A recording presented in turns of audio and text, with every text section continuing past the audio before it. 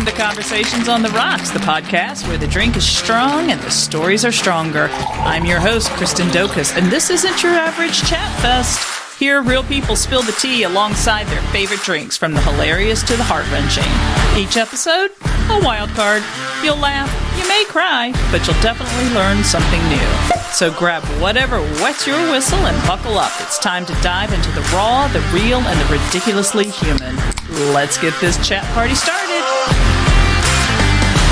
Hey everybody, it's Kristen, and you are listening to this week's episode of Conversations on the Rocks, the show that's like your favorite drink. A little bit of this, a little bit of that, and a whole lot of unexpected twists. And I've got my first repeat guest, Geralyn Kelly, who was with me in the very beginning, and we are going to talk about our favorite subject again. We're going to talk about dogs. But this time, we are going to really niche it down, and we're going to talk about working dogs. Although my dogs don't work. They just work at laying around. But it kind of stemmed when we were talking about the misuse or abuse of people with emotional support dogs. And so we're dedicating the next 30 minutes to your expertise on working dogs, what they are, what they really are, when they're not. And I'm going to turn this over to you. Okay. So I thought we'd start at the bottom, which is the easiest dog to talk about. And that's the therapy dog. So I always get phone calls from people that say they want to get a therapy dog for their children. And it's like you don't need a therapy dog for your children. So a therapy dog is someone's pet. They volunteer their time with their pet, with their handler, whether, whoever it is, and they visit nursing homes, hospitals, and things like that. They need training for that.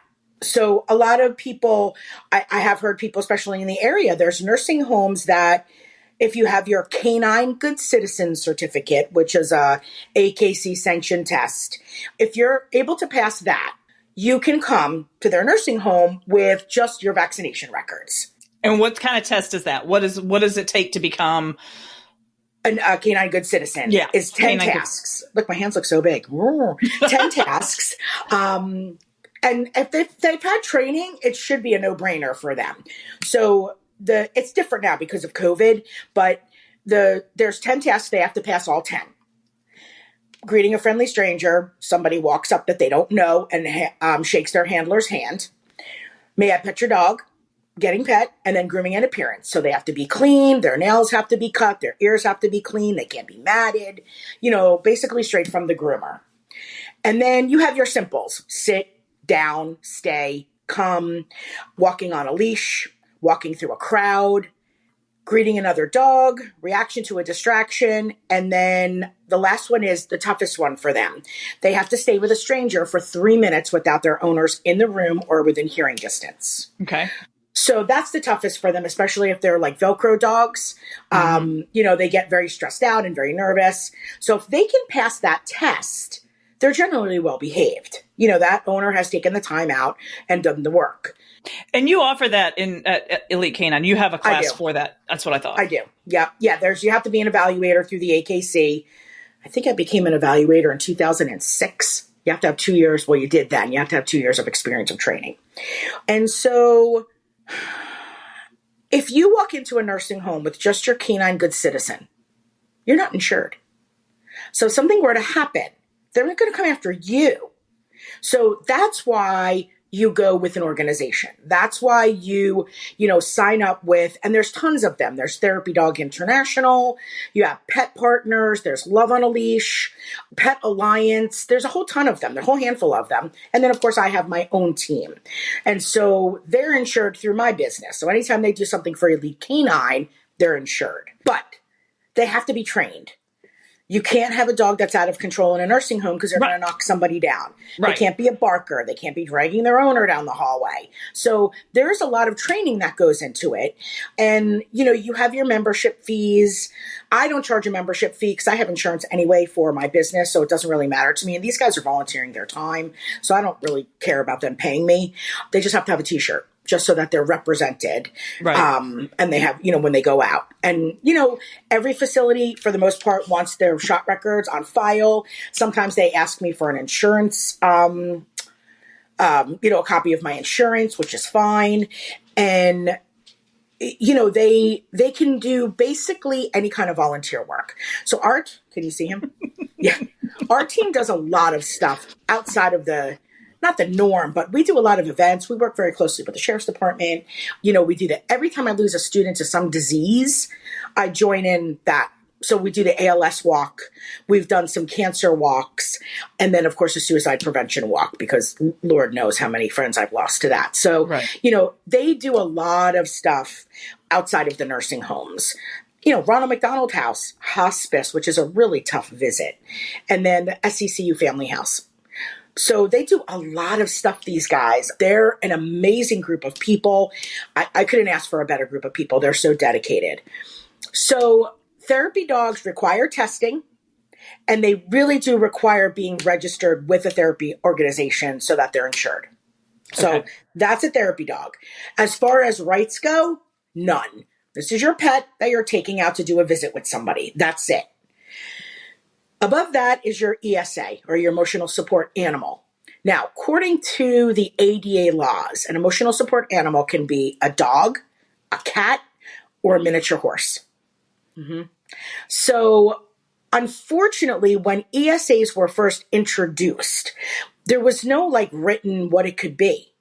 So you had people bringing snakes, squirrels, monkeys. Someone brought a rooster on a plane. So they were really taking it to the extreme, because there was nothing in the ADA laws that said it's strictly these things. Right. Or these types of animals. So they really ruined it for everybody, in plain English. So when you have an emotional support animal, you fall under 2 ADA laws. Number 1, you can live somewhere where there's no pets allowed, as long as you have a note from a mental health care provider, like a prescription. Okay. But that doesn't count for everybody. Like an Airbnb doesn't have to let you stay there. A privately rented home doesn't have to let you stay there. There's these little tweaks in the law that you really have to read about. And then they used to be able to fly, but they don't let them fly anymore, because those people have destroyed it, or the dogs aren't trained because they don't have to be trained. An ESA is your pet that helps you.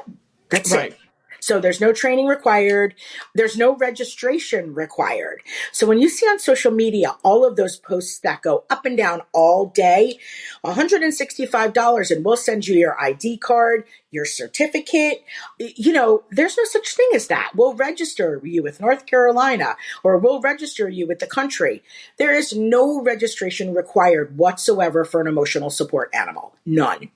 They are your pet that help you with anxiety, depression, panic attacks, things like that. So when did because we've talked about this, it might have been either in a conversation or the last time. When did that go into effect that they couldn't, because you told me that the last time we talked about ESAs can't fly anymore because everybody abused the system. I was just on a flight and there was a dog, but I don't know if he was ESA. He could have been. How big was he? He was going to be big, because he looked like he was like a 6-month lab puppy. And this was just a couple of weeks ago. That could have been a puppy nanny. So the breeders have puppy nannies. So if the dogs are big enough to go under the seat, they can fly. Even an older dog, like a Yorkie or a little tiny poodle, they can fly with you in the cabin if their crate fits under the seat. But the puppy nannies come from all over the country and deliver the puppies from these breeders. Wait. So this is an actual job. Yeah. Wait. Wait. How do You're afraid to get fly. This job? Yeah. So puppy nannies are a big thing now. And I need this job. Mm-hmm. Puppy nanny. Yeah. So that could have been a puppy nanny, or that could be somebody who flew out to get their puppy and was flying home. But as long as they're small enough, they can be in the cabin with you. Okay. But the ESA went into effect, I want to say pre-COVID, because of the man who brought the snake on the plane. I believe that was the last resort. And this is not a federal law. This is the FAA. Okay. They have their own set of rules, the FAA. So they said no more. Then there was a guy who was renting an apartment, and they said, "We're sorry, you can't have a pet squirrel." And he said, "Oh, no, he's my ESA." He had a pet and squirrel. And the rooster. I remember the rooster.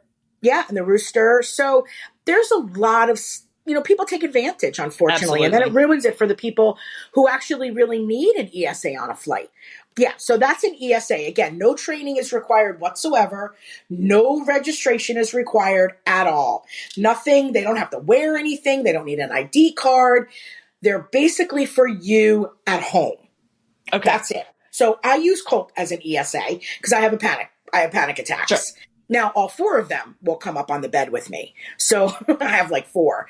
But I can't take him anywhere. He can't go into a restaurant. He can't go into the mall. He can't go anywhere unless I rent from someone and I have a letter from a mental health care provider. That's it. So ESAs are not supposed to be able to go into any place, correct? No. Only if they're dog friendly. Oh, yeah. And they do. So, yeah. And that stems from the top of the tier, the service dog. So service dogs are, by definition, is a dog that provides a service. You're blind. They help you walk. They help you find things. You're deaf. That's an alert service dog. So I trained Romeo, oh my God, so many years ago. It has to be at least 20 years ago. Maybe 19. And Romeo was this little tiny Chihuahua mix, and his mom was deaf. And so she wanted to live on her own. She was living with her mom, and she said, "I want to live on my own, but my mother's afraid." So we had this line of touch lamps, and they all had a different color bulb in them. And when we made a sound like the beep, beep, beep of the smoke detector, Romeo knew to hit the red light. And the red light would come on. So she could see the light as opposed to hearing it. But because she spoke so differently than I did, so I say sit where she said sit. She did all the training. Oh, wow. I never asked that dog to sit or lay down or touch or anything because my verbiage was different than hers. Sure. So she did every single thing. And Romeo was a perfect dog. I mean, he was a great, great service dog. So deaf, blind, diabetic. Now, diabetic, here's another issue, another problem. There is a trainer in Virginia. There's one in Charlotte, both with mound of lawsuits on them. Diabetic detection is a very specialized service dog training. When you're diabetic, your body, mostly through your mouth, releases a smell that the dogs can smell. They say it smells like Fruit Loops. So the way a diabetic detection dog is trained, they're trained by somebody, for the most part, who is diabetic. Okay. And they themselves allow their sugar numbers to go up and down in a controlled way so that the dog knows what to look for. Mm-hmm. So those 2 kennels released dogs that were not trained, and someone almost died from a diabetic coma because the dog didn't alert. The one in Charlotte sold someone here local $35,000. Her son was autistic. And so they wanted to train him to boundary him in the yard. So if he tried to get out of the yard, the dog would block him so that he couldn't go out of the yard. Well, he was in the yard with the dog on a leash. He went up the back steps and fell down into a seizure. And he let go of the leash and the dog ran away. So when you have they're not detecting a seizure. They're detecting the different vibes coming from your body, your heart rate, things like that. These are specialized trainers. So when I see local trainers that are like, "Oh, I do diabetic training," I'm like, "Are you sure you do diabetic training?" I'm not saying that they don't. Maybe they do. But it's such a specialized training that you're dealing with someone's life. Right. So people call me all the time, and I'm like, I don't do that. I don't do any kind of life-saving service dog training. So deaf, blind, diabetic, seizure, and then you do have of course, your PTSD dogs, and these dogs are amazing. I mean, they're amazing. Usually a soldier will have them, and I saw one in Walmart one time. It was a German Shepherd, and he was online. The guy was online, and the dog did a constant rotation around him so nobody could get close. And every time the guy moved up, the dog shifted forward. Wow. So he created this barrier. Because sometimes you're online and people are like, yeah. And you're like, "I can smell your breath. Can you back up?" So this dog eliminates that. Wow. And just a constant circling while the guy was online. It was amazing for me to watch it. And of course, you have your dogs that will get your medication, things that drop on the ground. So someone who's paralyzed can use a service dog. So they have to physically do something for their human. And that's where people don't understand. And they want their dog to go everywhere with them. If I'm eating at a restaurant, I don't want to know what Colt is doing. I'm relaxing with my friends and I'm eating. I don't want to be worried about him whining or getting up or, trying to go over to say hello to somebody. He doesn't need to be in the grocery store with me. No. He doesn't need to be, I don't want to take him everywhere with me. He doesn't need to go to certain places. So service dogs, fake service dogs, I can usually point them out. You have the little Chihuahua in the basket in the grocery store with the lady on the electric wheelchair. That most likely is not a service dog. Right. What is that little dog doing? Right. You know what I mean? Like, what is that little dog doing? Right. So when you look at the American Disabilities Act, unfortunately, it needs to be rewritten. Pretty much needs to be rewritten. A service dog does not have to have a vest on. So they don't have to have any identification on them. Nothing. There's no service dog registration. So again, when you see those NC service dog register, or you see a trainer that says, we'll help you register your dog, there's no such thing. Anybody can say their dog is a service dog. So when people walk into the grocery store, no one's going to question them because they're afraid they're going to get sued. Right. So you can ask a service dog owner 2 questions, or handler. Is that a service dog? And if yes, what kind of service does it provide? Not what kind of ailment do you have, just what does the dog do for you? Right. You can ask those 2 questions. Other than that, you can't ask them anything else. And if they say, yes, it's a service dog and give you some kind of ailment, who are you to say that that's not the case? Because someone who has diabetes may not look like they have diabetes. Right. Or a seizure disorder. You can't tell that. Someone who's deaf. Unless you're actually talking to them, with sign language, or they can read your lips, you don't know that they're deaf. And if you say, no, you can't come in here, and that dog happens to be a real service dog, you're done. That they will sue you so fast, and they will always win. So it is kind of tough for these businesses because they're afraid. Sure. So a service dog can go anywhere their owner goes, except an operating room, because of the sterile surroundings. So anywhere they go, they can take them. Plane, boat, taxi, Uber, anything like that, they can go with them. But again, they don't have to have any kind of identification on them. Some podcasts sound old, weather-beaten, and dull. Now, there's a podcast called Wheeler's Dog. Made with space-age polymers, Wheeler's Dog podcast requires no rubbing, no buffing. It is a humor podcast that restores the luster, makes the ears refreshed again. We ran the Wheeler's Dog podcast through 50 consecutive car washes. Despite all the scrubbing, the harsh detergents, and steam, the Wheeler's Dog podcast retained its glow. Get the Wheeler's Dog podcast wherever you get podcasts. So when it comes to, we'll go back to the PTSD, because it's German Shepherd, and I have a soft spot for those, but they're big dogs. Okay, so let's talk about the airplanes. And they're not fitting underneath the seat, especially the way airplanes are built now. Did they have to buy a seat for the dog? I mean, no, the dog lays on the floor underneath their feet. Okay. So when you have a service dog, if they're properly trained, you should never know they're there. Absolutely. So I was at Milner's. This was a few years ago, and there was 2 couples sitting next to me, a little bit older than us, and I was there with Jenny and Marwan. And what is that? You made some kind of hand gesture that gave a thumbs up. Oh, wow, that was weird. Okay, so they were sitting, they were like eating when we sat down. And so we're just sitting there, and all of a sudden they all get up, and I see this little dog.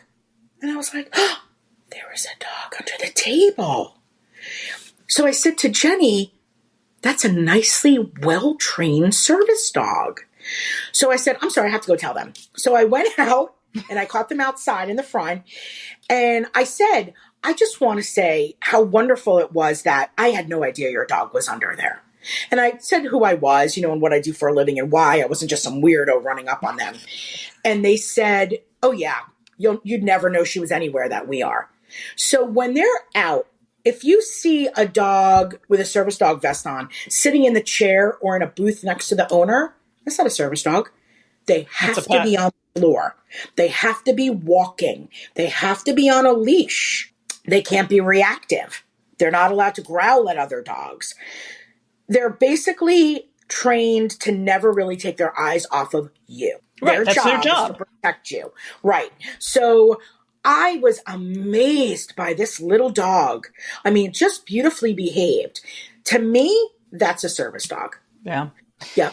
And I really started seeing the abuse of the system last year when I was down in Florida, and we were at a restaurant, and there was a woman who unfortunately was in our group who had this big old Labradoodle, and it's always a Labradoodle, that was, there was a table next to us where, so we had a long table of like 8 of us, and there was a booth behind us with a couple. And all of a sudden I hear this woman going, ma'am, you need to curb your dog.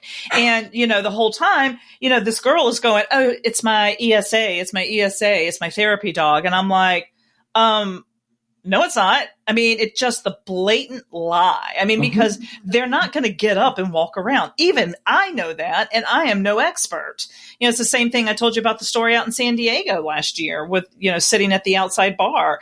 And there was the cutest little dog sitting right in front of me, but he had his work shirt on, quote unquote. And so, I mean, I wanted to get up there and wrestle with him. But I was like, nope, he's working, because if you don't know that, they're not your pet. They're not to be petted. They're working. It's like a canine. And all of a sudden, this one other lady comes up by us, and she's like, I know he's working. I know it's a service dog, but can I pet it? And she's like, oh, I just bought that for him. He's not really a service dog. I almost lost my mind. I was like, are you effing kidding me? Yeah. You are the problem. And it's an ethical thing. Yes. Too. I mean, and when people call me and I say, what does a dog need to do for you? What is the medical condition that you need the dog to be your service dog for? If they say, I just want to bring my dog everywhere, my response is, you should be thanking your lucky stars that you don't need a service dog. Because that means you have something pretty desperately wrong with you, whether it's diabetes. I mean, diabetes can be fatal if you go into a coma. And the person who really needs the dog now is having trouble because you think it's okay for you to claim that your dog is a service dog. Right. Yeah. And then you have the videos of the in the mall with the kids. Did you ever see that? It was all the service dogs in training. Because in North Carolina, I don't think it was here, but in North Carolina and some other states, you can use everywhere for training. So if you're a trainer and you're training a service dog and it says service dog in training on their vest, you can go into these stores. You're allowed to do that even though they're not fully trained yet. Because how else are you going to train them if you don't go in the grocery store and things like that? Right. So North Carolina does allow you to do that, and some of the other states do. So they were in the mall and they were all lined up. There was maybe 5 or 6 of them. This lady walked by with her kids, and the kids wanted to pet the dogs. And the owner said, and the handler was like, no, they're service dogs. They're in training. You're going to deny my kid? What do you mean they can't pet them? They're dogs. She was screaming at these people because they wouldn't let her daughter pet the dog. I wish I had been there. Because I would have definitely opened my mouth. Right. But yeah, I mean, and just for your audience, if a service dog ever approaches you without a handler, you need to follow that dog because their handler is hurt. That is great advice. Say that again. Yeah. So if you ever come across a service dog without their handler attached, you need to follow that dog. It will take you to the handler. They're trained. They're trained to do that. So if you're in the grocery store and a dog just comes up to you with a service dog vest on with their leash dragging, their owner is somewhere in the store. So yeah, I mean, don't touch a service dog. You just don't touch a service dog. Plain and simple. It's like you wouldn't touch a canine. You wouldn't, if you ran into the sheriff's office. Puppy. Exactly. I'm like, they're working. Right. I always just look from afar and just kind of go like, boy, I sure wish I could, but you're working. It's just like, you're a good working dog. And they're not cheap. Talk about the cost of service dogs. So there are certain organizations out there that you can get a service dog for free. So you have Canine Companions for Independence. If I'm not mistaken, their service dogs are free, but there's a very long waiting list for them. But you're talking between $35,000 and $50,000 for a dog. And a lot of them, you have to go to where they are. So there's a great documentary on Netflix called Dogs. And the very first one takes you through all the steps of this autistic young man getting a dog. So he had to go to the facility. They had to live in the state for a little while. And they had to work him in because the dog needs a connection for that sort of service work. And if the dog didn't connect with this child, they had to start fresh with a different dog. Wow. Yeah. And then you have your dogs that fail. So those, they usually go up for adoption. The handlers usually keep them, the trainers. So when you have these service dogs, especially canines for, companion canines for independence or canine companions for independence, they have puppy handlers for the first 18 months of their life. So you get this they're usually golden and lab mixes at 10 or 12 weeks. And you start them with their training. And I've had a couple CCI dogs in my class, and they're just, oh my God, they're so cute. But the very first one I had when I moved here, because there's a CCI in Charlotte, was this older gentleman. And he had this little puppy, and oh my God, he was so cute. But they were doing the jerk training, like the jerk this. And they sent me a list of all of the things. So when he would turn in a heel, it wasn't left, it was left, left. Right. He had to double everything up because if he's walking and somebody says, hey, where's blah, blah, blah, and that blind person says, oh, they just left, and that dog turns, it's going to trip the person because that person's not right. So they had to double up on everything. So I was like, that's not a problem. We can do that. But everybody else in the class was using positive reinforcement with the clicker. And so he came to me and he was like, I don't feel comfortable. It was his first dog. I don't feel comfortable using, that choke chain to jerk him. I said, I'm sorry, but that's what CCI wants you to use. So it's not for me to say that you can't use that. So he called CCI and they were like, well, when they come back here, the clicker is introduced. So you can just introduce it now. But he was so sad that he had to do this to this little puppy that, he convinced CCI to go against their training so that he could train him with a positive reinforcement technique. And then I had someone else, I can't remember. The video just went by. The dog was healing in the Mass General store. I can't remember her name. But I had a few clients who had failed service dogs. They just don't have what it takes, which is fine. Right. Not every dog is built for work. Right. Yeah. So you said labs. Is that the most common service dog? Lab golden mixes. Yeah. Yeah. And they start them at 4 weeks. They start their training at 4 weeks. Wow. Mm-hmm. They don't even have a chance to be puppies. I know. And I have seen people with service dogs that aren't nice to their service dogs, which is very sad to me. They basically treat them like just a worker, like an employee. But for the most part, if you go to Tucker's, you'll see service dogs running around because their owners want them to be dogs too. Aww, yeah. And when they take the vest off, they know they're not working. Again, like canines. Mm-hmm. Mm-hmm. They have their uniform. They know. Right. I mean, any TikTok I've ever watched or even, any demonstrations from Fisco, when that harness comes out, they know it's time to get to work and it comes off and old derfs. They get to be dogs. Right. Is it to me, I get that, and I that's a wonderful thing. But God forbid that person has an episode. That dog's not right there. Oh, that's a good point. So that does make me a little bit nervous. Like having them in your home with the vest off because, they're right there. But in a yard, like a dog park and stuff, that dog could be all the way across the dog park and you go into a throes of a seizure. You could have been warned to lay down if you were standing up. So some of it I'm not a big fan of. Definitely at home, though. Definitely at home, because you're right there with them. So if you were to have a problem, they're going to sense it because they're so close to you. But yeah, don't touch service dogs, folks. Plain and simple. The person's not being mean and they're not being mean to the dog. They're just not supposed to be touched. Mm-hmm. And if you're walking by a service dog with your own dog, make some room so that your dog doesn't go over to that dog. They don't need to be distracted away from their owners. Right. Yeah. And I mean, obviously, if it was Colt, he'd be like, to the service dog. So they don't need that either. He's like, dude, I'm just trying to do my job. Why are you going to be so mean? Right. I don't see you. Right. These poor people.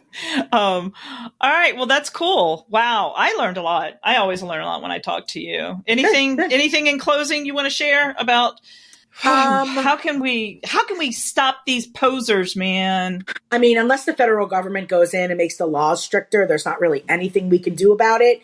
But if you need information about how to get a service dog or what the things are needed, or, you need to have some questions about the ADA laws, feel free to call me. I mean, I'm very well versed in them and they haven't changed in many, many years. So, but yeah, if you see a service dog, stay away from them.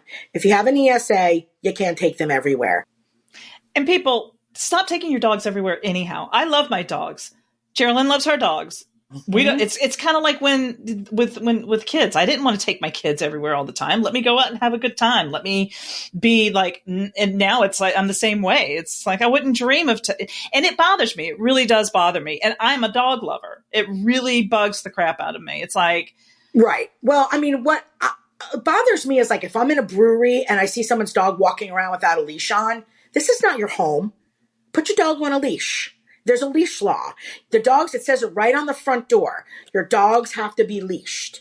If your dog is being a jerk, take them home and don't bring them there again. Like, I don't bring Colt to the breweries because I know that he's not great on a leash and he's going to be growly. So I don't take him when I go to the breweries. I know, I wish I could, but I don't. If your dog is incessantly barking, take them home. I don't want to listen to that. Right. So, and if they're under the table and they don't like to be touched because they're shy, that's great. That's fine. I mean, whatever. If I don't even hear them or know that they're there, whatever. But I don't want your dog coming up to me off leash. I will pet it, but I'll be annoyed. And I will say, you really need to put your dog on a leash, because it's dangerous. It is. Yeah. So like if I had walked in, like Joy Mongers, there was this guy. He had 2 dogs. I won't say what kind of dogs they are because I don't want to call anybody out. And they were both off leash.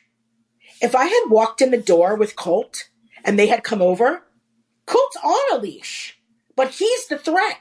So even though, your dogs are friendly and you think that it's not a big deal because maybe somebody else's dog is on a leash, they approach Colt, we're going to have an altercation. Yeah. So it's a safety measure for both your dog and the other dog.